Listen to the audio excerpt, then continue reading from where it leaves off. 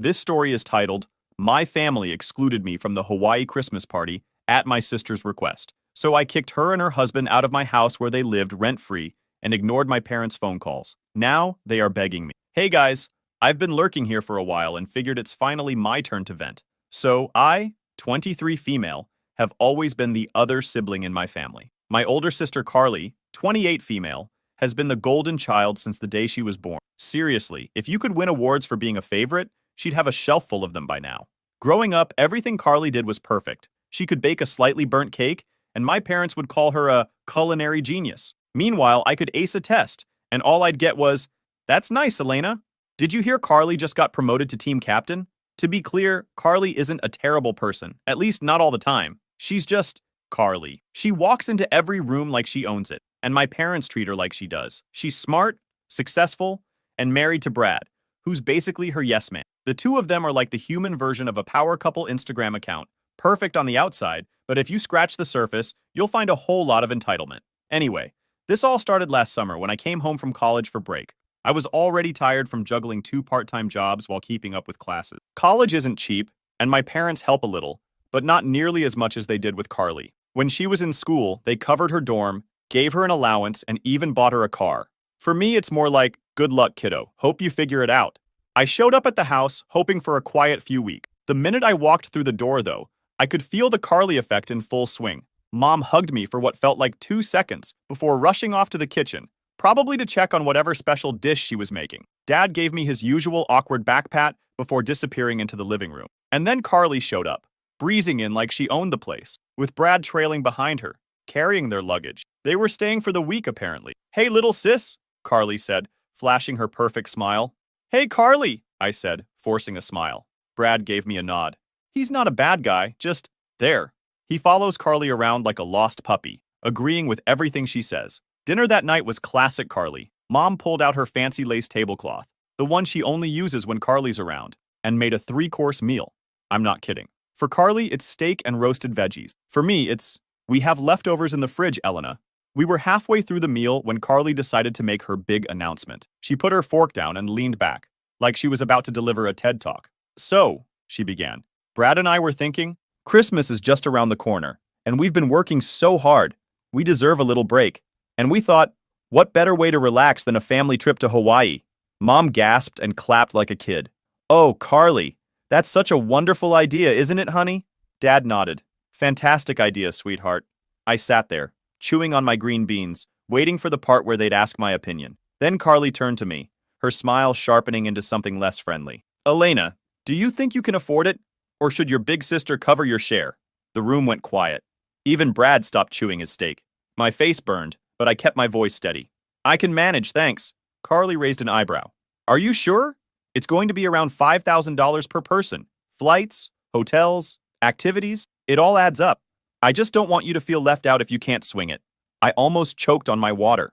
$5,000. That was more than all my savings combined. And I was only making minimum wage at my part-time jobs. But I'd rather eat ramen for the next 6 months than accept Carly's charity. "I can manage," I repeated.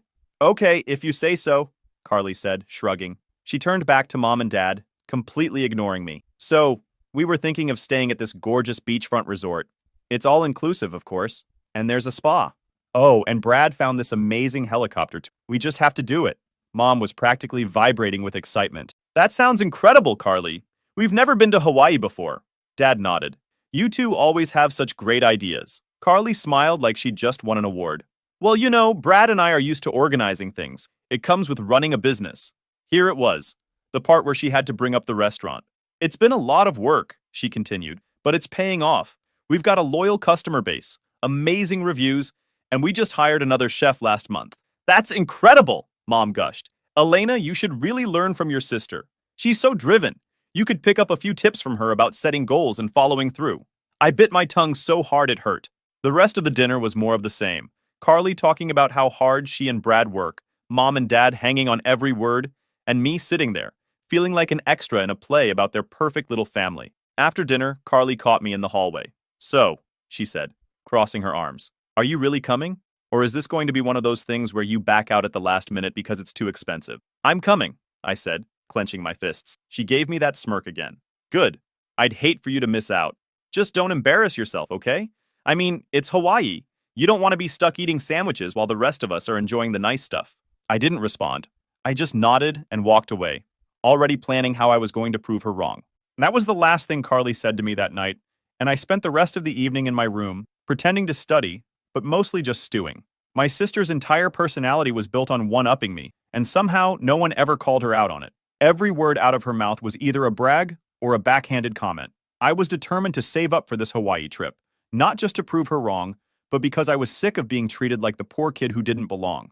But that dinner left me feeling like I was 10 again. Nothing had changed. The same eager nods from Mom, the same proud smile on Dad's face, the same feeling of being invisible. Carly was still their golden child, just as she'd been since we were kids. 5 years between us might as well have been 50. For all the difference it made in how our parents saw us, they never said it outright, but their actions spoke volumes. Carly was the one they believed. Thank God for Grandpa Thomas. He was the only person in my family who ever made me feel like I mattered. While Carly had Mom and Dad wrapped around her finger, Grandpa treated me like I was just as important as her, maybe even more sometimes. He'd always pull me aside at family gatherings, slip me a $20 and whisper, "Don't let your sister steal all the attention, kiddo. You're special too." Let me tell you more about him. Grandpa was successful in his own right, a businessman who worked his way up from nothing. He had this big old house on Maple Street with a wraparound porch and a backyard that felt like it went on forever. It was my favorite place in the world. When I was a kid, he'd let me sit on the porch swing and listen to his stories about how he built his business or how he met Grandma. Carly liked to say the house was dated and needed a serious makeover, but to me, it was perfect. Sure, the paint was peeling in a few spots and the floors creaked, but it felt like home in a way my parents' house never did. When Grandpa passed away during my freshman year of college, it hit me hard. I was sitting in my dorm room when Mom called, her voice shaking as she said the words, "Grandpa's gone." I couldn't even respond. It felt like the floor had been ripped out from under me. The funeral was quiet and small, just the way he would have wanted. It was held on a cloudy day, the kind where it looks like the sky might break open at any second. Carly showed up in a sleek black dress that probably cost more than my laptop, clinging to Brad. Mom and Dad hovered around her, making sure she had everything she needed. Meanwhile, I sat near the back, feeling out of place even at my own grandpa's funeral. After the service, we all went to the attorney's office for the reading of the will. I wasn't expecting much. Grandpa wasn't the type to flaunt his wealth, and I figured whatever he had would go to Mom and Dad. But when the attorney started reading, I realized just how much Grandpa had thought about everything. "To my daughter Linda," the attorney began, "I leave the sum of $25,000. Mom nodded, dabbing her eyes with a tissue like she'd expected as much. "To my granddaughter Carly," the attorney continued, "I leave the sum of $150,000. Carly's eyes lit up. She turned to Brad and whispered something I couldn't hear, but it didn't take a genius to figure out she was already planning how to spend it. Then the attorney looked at me. "And to my granddaughter, Elena," he said, "I leave my house on Maple Street, including all its contents and surrounding property." The room went silent. Carly was the first to break it. "Wait, what? Elena gets the old house?" She actually laughed out loud, like it was the funniest thing she'd ever heard. Wow. Okay, sure. Enjoy that, Elena. Maybe you can sell it and buy yourself something decent to wear." Mom shushed her, but she didn't really sound upset. "Carly, don't be rude," she said, even though she was smiling. I didn't say anything. I couldn't. I was too stunned. I wasn't sure how to feel about it. On one hand, I loved that house. It was the one place that had always felt safe, and knowing Grandpa had left it to me made me feel like he still believed in me, even after he was gone. But on the other hand, I was a broke college student. Houses aren't cheap to maintain, and I knew the property taxes alone would be a nightmare. Still, I thanked the attorney, took the keys, and promised myself I'd figure it out. Grandpa trusted me with this, and I wasn't going to let him down. Over the next few months, I started visiting the house whenever I could. It wasn't in the best shape. Some of the pipes needed fixing, and the roof had a small leak, but it still felt like Grandpa was there. His fishing rods were still propped up in the corner of the living room, and his favorite leather chair was exactly where he'd left it. Of course, Carly couldn't leave it alone. Every time she came over, she'd make some snide comment about how outdated the place was. "You should just sell it," she said one afternoon, sitting on the couch like she owned it. "I mean, what are you even going to do with a house like this? You can't afford to fix it up, and honestly, it's kind of a dump." I bit my tongue, like I always did around her. Then suddenly Carly wanted to stay at the house, the same one she kept mocking. The moment she said, "So, Brad and I were thinking we could stay at the house for a bit while we sort some things out with the restaurant," my stomach sank. I knew that tone. It wasn't a question. It was a statement, disguised as one. "I don't know," I started, trying to sound neutral. It's just until things settle down, Carly added quickly, flashing her perfect smile. The restaurant's been crazy, and we just need a breather. Brad, standing behind her, nodded like a backup dancer. Yeah, it's only temporary. A couple of months, max. Before I could respond, my mom chimed in from the kitchen. Oh, Elena, don't be selfish. They've got so much on their plate. Your family. You should want to help. I felt cornered. On one hand, I didn't want them there. Sharing space with Carly is like being stuck in a competition you never signed up for. On the other hand, saying no would paint me as the villain of the family. My mom's guilt-tripping tone sealed the deal. Fine, I said, forcing a smile. You can stay. At first, it wasn't terrible. They mostly kept to themselves, and I figured they'd be out in a month or two. But weeks turned into months, and soon it was like they'd taken over the entire house. Brad filled the garage with his tools, even though he barely used them. Carly replaced Grandpa's old armchair with some overpriced monstrosity she called modern chic and started reorganizing the kitchen like it was her personal domain. The worst part? They weren't paying a single dime in rent, not a penny. When I tried to bring it up with my parents, they just brushed me off. Family helps family, Elena, my mom said, like that was supposed to erase the frustration brewing inside me. I kept telling myself it was temporary, that they'd be out soon. But deep down, I knew better. Carly always got what she wanted, and no one ever told her no, not even me. While I studied for midterms in my cramped dorm room, my sister and her husband lived rent-free in my house every time I came home for breaks. I had to ask permission to visit what was legally my own property. Let's get back to the present. Now fast forward a bit, and after that summer dinner, I started working myself to the bone to save up for the Hawaii trip Carly had so graciously included me in. Between my campus cafe job in the mornings and library shifts at night, I barely had time to breathe, let alone enjoy what little life I had. My diet consisted mostly of instant noodles and cheap granola bars, and I hadn't bought anything new in months, but I didn't care.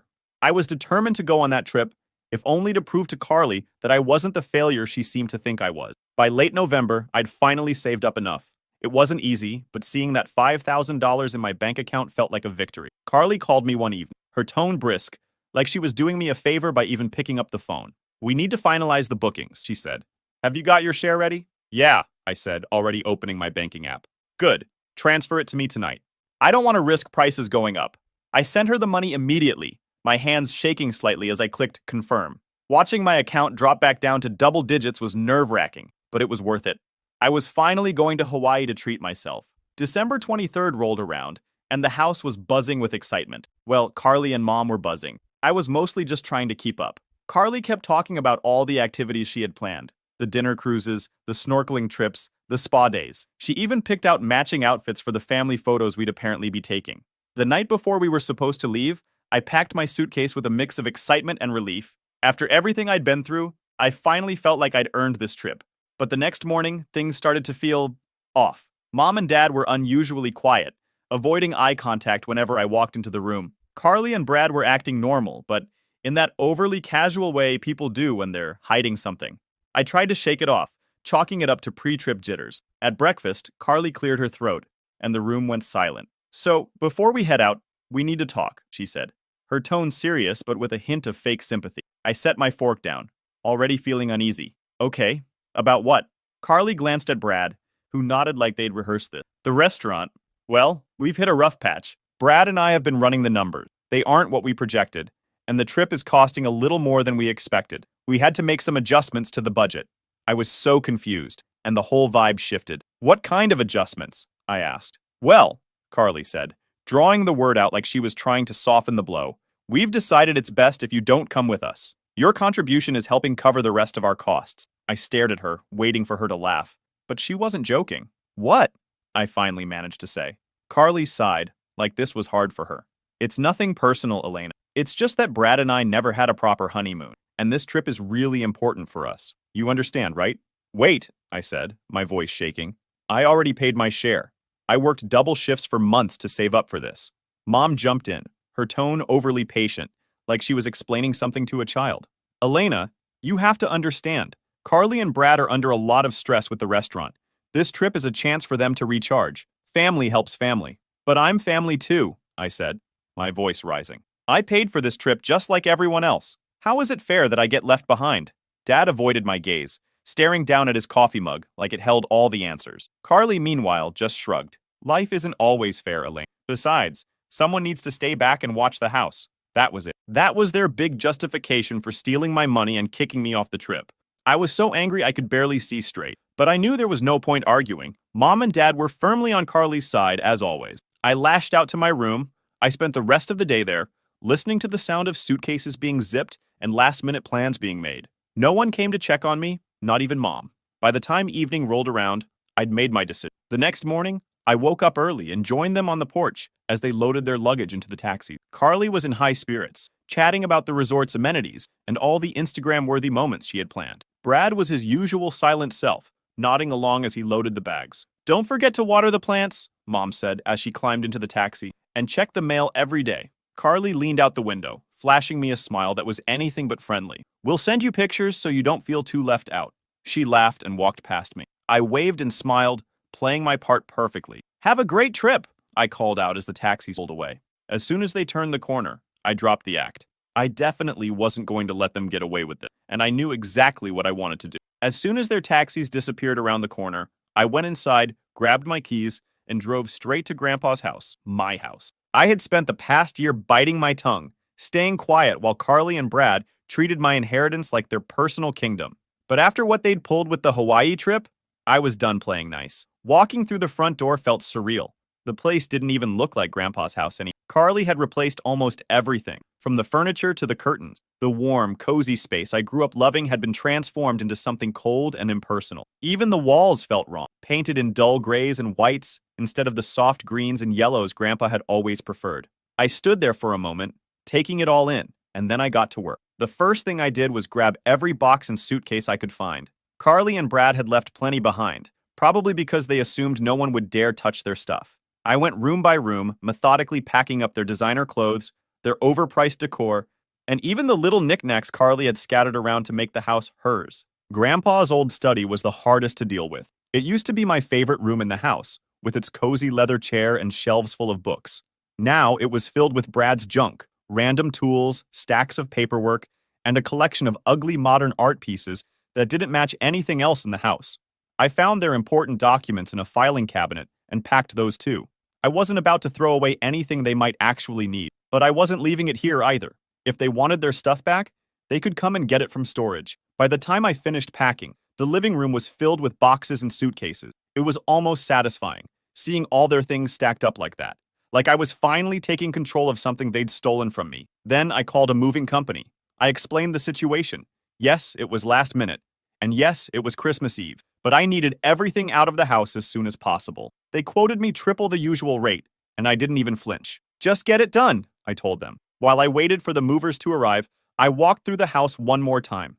With all of Carly and Brad's stuff packed up, it felt a little more like Grandpa's place again. His fishing rods were still in the corner of the garage, untouched. The old kitchen table, the one with the wobbly leg, was still there too. For the first time in months, I felt like I could breathe. The movers showed up a few hours later. I directed them to the boxes in the living room, and they started loading everything into the truck. They worked quickly, probably because they wanted to get home to their families, and within an hour, the house was empty of Carly and Brad's presence. After they left, I made one more call, to a 24-hour locksmith. I wasn't taking any chances. Carly and Brad still had keys to the house, and I didn't trust them not to barge back in whenever they felt like it. The locksmith arrived just before sunset, and by the time he finished, every lock in the house had been changed. "Anything else you need?" he asked, packing up his tools. "No, that's it," I said, handing him a tip. "Thanks for coming out on such short notice." He nodded and left, and I stood there in the doorway, staring out at the quiet street. For the first time in what felt like forever, the house was mine again. That night, I made myself a simple dinner and sat at the old kitchen table. It wasn't glamorous, but it felt right. I could almost hear Grandpa's voice in the back of my mind, telling me stories about his childhood or offering advice on life. "You did good, kiddo," I imagined him. After dinner, I wandered into the living room and sat in the one piece of furniture I'd refused to let Carly replace, Grandpa's leather chair. It was old and worn, with cracks in the material and a slightly lopsided cushion, but it was still the most comfortable seat in the house. I pulled out my phone and scrolled through Instagram. As expected, Carly had already started posting photos from Hawaii. There she was, lounging by the pool with Brad, both of them grinning like they didn't leave me alone here. "Living our best lives," the caption read. I rolled my eyes and put my phone away. I wasn't going to let her ruin this moment. Instead, I focused on making a plan. I wasn't just going to pack up their stuff and change the locks. I was going to take back control of my life. I started drafting an email to a property management company I'd looked into a while back. If Carly and Brad couldn't respect the fact that this was my house, then I'd find tenants who could. By the time I finished, it was late and I was exhausted. But for the first time in months, I felt like I could actually sleep. I went upstairs to my old room, the one place Carly hadn't bothered to touch, and collapsed onto the bed. The glow-in-the-dark stars Grandpa and I had stuck to the ceiling years ago were still there, faint but comforting. As I drifted off, I couldn't help but feel a sense of satisfaction. For once, I wasn't letting Carly walk all over me. This was my house, my inheritance, and my life, and I was finally taking it back. I couldn't wait to see their reaction when they came back, and I was ready for whatever they decided to throw my way, because this time, I'd had enough. And as expected, the day after Christmas, my phone started buzzing nonstop. At first, it was just a couple of texts from Mom, asking me to call her. Then, there was one from Dad, which is rare because he usually lets Mom handle everything. Finally, Carly chimed in with a string of messages that went from annoyed to outright furious. I ignored them all, but when the calls started coming in, rapid fire, Mom, Carly, Mom again, then Dad, I knew I couldn't avoid it much longer. I sighed, put my coffee down, and answered the next call. What the hell is going on? Carly's voice exploded through the speaker before I could even say hello. Why are all of our things in storage? And why don't our keys work? I held the phone away from my ear, letting her rant for a solid minute before cutting in. Because it's my house, I said even, and you've overstayed your welcome. Your house? Carly scoffed. Are you serious right now? Do you have any idea how inconvenient this is? Brad and I have been planning this trip for months, and now we come back to this? Inconvenient? I said, my voice rising despite myself. You want to talk about inconveniences? Let's talk about how you stole my money, excluded me from the trip I paid for, and left me here to babysit a house you treated like garbage. How's that for inconvenience? There was a pause, just long enough for me to think I'd actually gotten through to her. Then Carly laughed, a short, sharp sound that made my blood boil. You're being so dramatic, she said. It's not like you were actually going to enjoy the trip anyway. You've never been the adventurous type, Elena. We were doing you a favor. A favor? I repeated, barely able to keep my voice steady. Yeah, Carly said, like it was obvious. And now you're acting like a spoiled brat because we use the money for something important. Family helps family, remember? Funny how that only seems to apply when it benefits you, I shot back. But sure, Carly, keep telling yourself that you're the victim here. Before she could respond, I hung up. Then my mom called. I considered letting it go to voicemail, but I knew she wouldn't stop until I answered. Elena, she said, her voice sharp and accusatory. What were you thinking? Throwing Carly and Brad out like that? They're family. Are they? I asked, unable to hide the bitterness in my tone. Because they sure didn't act like family when they stole my money, the one I worked hard to earn, and left me behind. Don't be ridiculous, Mom said. They didn't steal anything. They needed help, and you were in a position to provide it. You should be proud of that.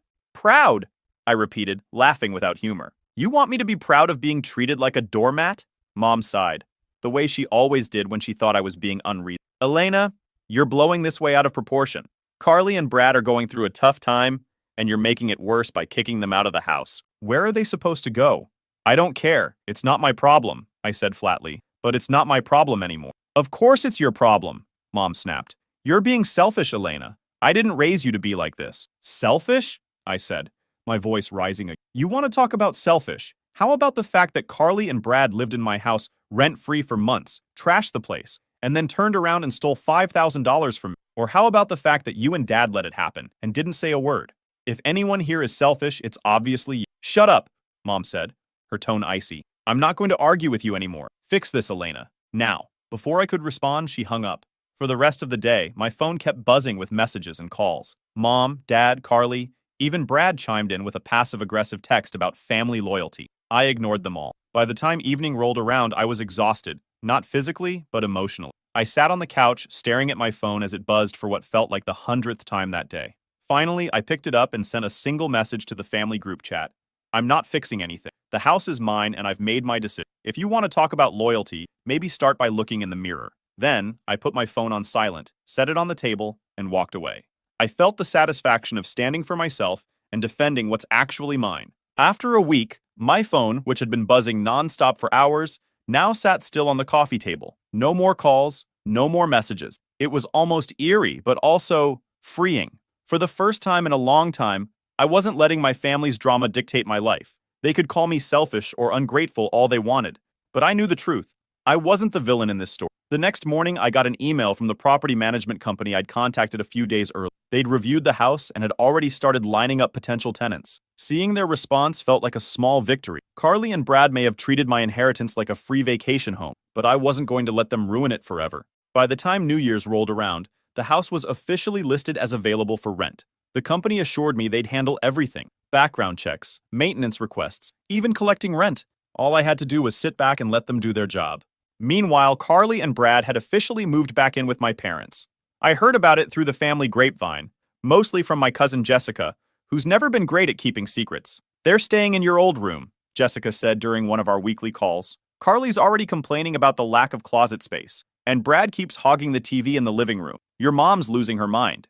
I couldn't help but laugh. It was petty, sure, but after everything Carly and Brad had put me through, the thought of them cramped into my childhood bedroom felt like poetic justice. As the weeks passed, the messages from my family grew less frequent. Mom still called occasionally, but her tone had shifted. She wasn't angry anymore, just tired. "Elena," she said during one of our last conversations, "don't you think it's time to let this go? Carly and Brad are struggling. They need support right now, and you've turned your back on them." "They're not struggling, Mom," I replied. "They're just facing the consequences of their actions for once. There's a difference." Mom sighed. "I just wish you could see things from their perspective." "I did," I said, "for years. And all it got me was an empty bank account and a house full of their junk. I'm done bending over backward to make everyone else happy. It's time I start thinking about myself for a change." Mom didn't have much to say after that. By mid-February, the house was officially rented out to a young couple with a baby on the way. They loved the place, especially the backyard, and promised to take good care of it. Knowing the house was in good hands was a huge relief. With the rent covering the property taxes and then some, I finally had some breathing room financially. For the first time in years, I didn't feel like I was drowning. I even managed to save up enough to treat myself to a weekend getaway with some friends. Nothing fancy, just a cabin in the mountains, but it was exactly what I needed. Meanwhile, Carly and Brad's situation wasn't going quite as smoothly. Jessica kept me updated, whether I wanted her to or not. "They're driving your parents insane," she said during one call. "Carly's always complaining about how unfair you were, and Brad just sits there agreeing with her. I think your dad's about to snap." "Good," I said, laughing. "Maybe they'll finally get a taste of what it's like to deal with her full time." By the time spring rolled around, Carly had stopped trying to contact me entirely. I'd blocked her on Instagram after one too many passive-aggressive posts about loyalty and family values, and her calls had dwindled to nothing. Mom still called occasionally, but even those conversations were getting shorter. The funny thing is, I thought I'd feel guilty about it all. Cutting ties with my family, standing up to Carly, taking back my house, I thought it would weigh on me, make me second-guess myself. But it didn't. If anything, I felt lighter. One night, as I sat on the porch swing of my rented house, sipping a cup of tea, I found myself thinking about Grandpa. I wondered what he would have said if he could see me now. "I'm proud of you, kiddo," I imagined him saying, just like he used to when I was a kid. For the first time in a long time, I felt like I had done something right, something for me, not to please anyone else or live up to someone else's expectations. It might not seem like a big deal to you guys, but for me, it felt like finally taking a breath after being underwater for years. Tell me in the comments if you ever had one of those moments where you realize you're done being walked over, because that's exactly what this felt like. Thanks for sticking until the end.